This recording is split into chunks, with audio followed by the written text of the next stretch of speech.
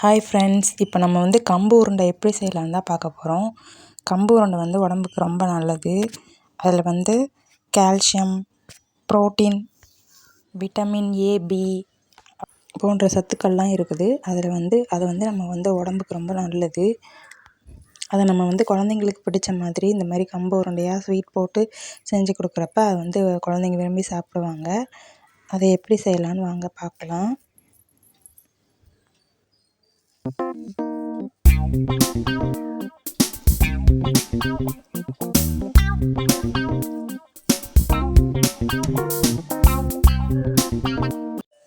அதுக்கு first 2 tumbler கம்பு எடுத்துக்கலாம்.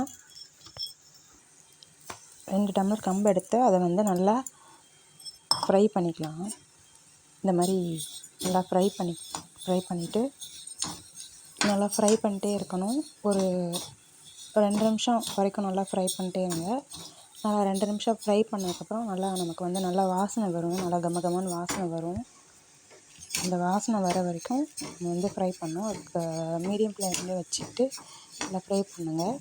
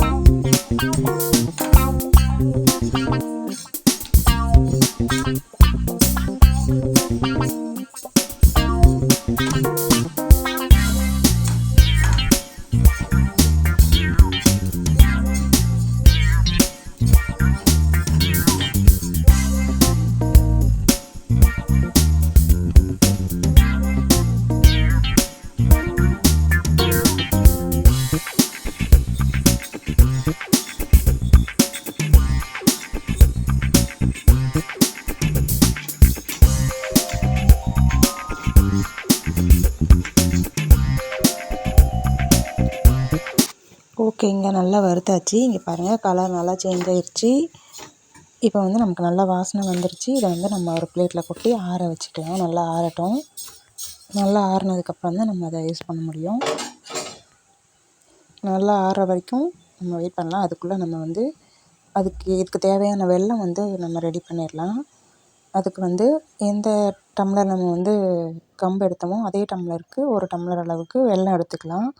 அந்த வெல்லம் வந்து ஒரு பாத்திரத்தில் போட்டு அதுக்கு 3/4 டம்ளர் அளவுக்கு தண்ணி ஊற்றி காய்ச்சிக்கலாம். அது பாகுபதம்லாம் எதுவும் தேவையில்லை. சும்மா வந்து நார்மலாக ஜஸ்ட் வந்து வெல்லம் கரையிறதுக்காக தான். இது வந்து வெல்லம் கரைஞ்சோடனே நம்ம வந்து யூஸ் பண்ணிக்கலாம். வெல்லம் கரையிறதுக்காக நம்ம வந்து இந்த பாகுபதம்லாம் தேவையில்லை நமக்கு. அவ்வளோதான், 1 நிமிஷத்தில் வெல்லம் வந்து கரைஞ்சிருச்சு. இப்போ நம்ம அதை வந்து இதை எடுத்து ஆற வச்சுக்கலாம். இப்போ நமக்கு வந்து கம்பு நல்லா ஆறிடுச்சு. இப்போ அதை வந்து நம்ம அரைச்சி எடுத்துகிட்டு வந்துடலாம். அரைக்கும்போது ஒரு ஏலக்காய் சேர்த்துக்காங்க. நான் இதை வீடியோவில் காட்டலை. ஒரு ஏலக்காய் சேர்த்து அரைச்சிக்காங்க. அப்போ தான் நல்லா ஃப்ளேவர்டாக இருக்கும். அரைக்கிறது வந்து ரொம்ப மையாவும் அரைச்சிடக்கூடாது, ரொம்ப பொறன்னு இருக்கக்கூடாது, மீடியமாக இருக்கணும். அப்படி அரைச்சா தான் நமக்கு வந்து சாப்பிட்றப்ப நல்லா ஒரு இதுவாக இருக்கும். நம்ம வந்து இந்த வறுத்த கம்பை வந்து சும்மா வெறும் வாயிலே வச்சு சாப்பிட்றதுக்கு அவ்வளோ வாசனையாக இருக்கும், சூப்பராக இருக்கும். இதில் வந்து இப்போ எல்லாத்தையும் அரைச்சி முடித்ததுக்கப்புறம் அந்த வெள்ளைப்பாகை எடுத்து இதில் வந்து ஊற்றி இதை வந்து நல்லா கலந்துக்கலாம்.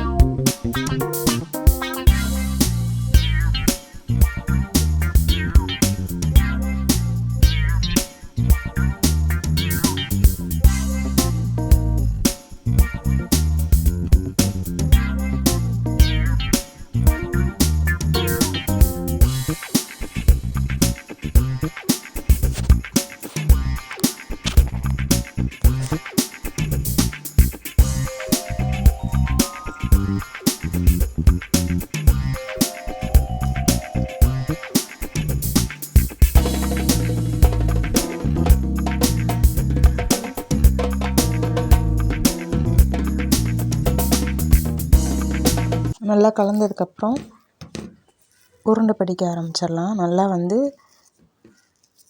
உங்களுக்கு தேவையான சைஸில் நீங்கள் வந்து உருண்டை பிடிச்சிக்கலாம். இது வந்து சாப்பிட்றதுக்கு அவ்வளோ டேஸ்ட்டாக இருக்கும். நம்ம செஞ்ச உடனே சாப்பிட்றத விட அடுத்த நாள் வச்சுருந்து சாப்பிட்டோன்னா செம்ம.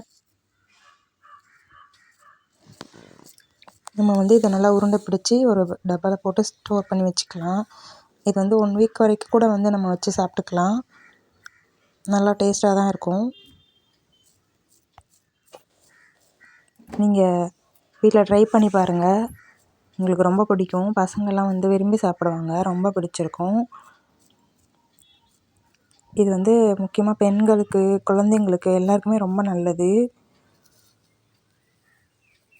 நீங்கள் வீட்டில் ட்ரை பண்ணி பாருங்கள். வீடியோ பிடிச்சிருந்தா லைக் பண்ணுங்கள், ஷேர் பண்ணுங்கள். எப்படி இருந்துச்சுன்னு செஞ்சு பார்த்துட்டு கமெண்ட் பண்ணுங்கள். நாளைக்கு இன்னொரு வீடியோவில் பார்க்கலாம். பாய்.